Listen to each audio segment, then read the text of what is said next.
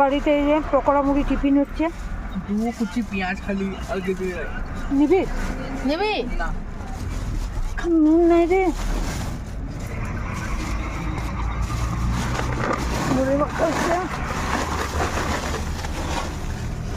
কালা মা মাখছে মুড়ি। আমাদের লাস্টে পকোড়া পেলাম না গো, 2 প্লেটের বলতে বেশি। বলে ভালো জিনিসই করছে হ্যাঁ, পকোড়া মুড়ি সমুদ্রে চানাচুর ফুচকা হতো তো সর্ষের জমে তেল যেত। নিয়ে এসেছিলাম। মা হ্যাঁ তুমি যে একটু ফুচকা হতো আমার হুম, দেওয়া যেত। ফুচকা ইয়ে হলে দাঁড়িয়ে দেবো নিজের গাড়ি। ওই তো এইটা তো তোতনকে দিয়ে দেয়। এই যে পলিথিন।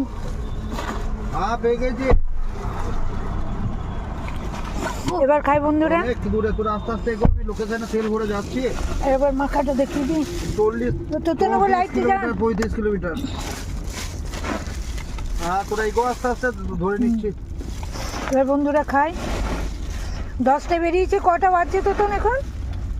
এখন বাজছে 6:29। 10টায় পুরী থেকে বেরিয়েছি। 10টা না, 10:30টায়। 10:30টায়।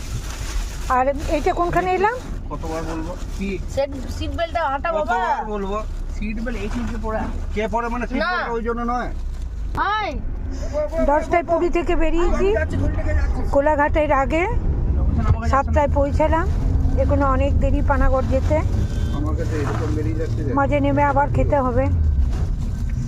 রাখলাম বন্ধুরা, সবাই ভালো থেকো। তো অনেক আগে আছে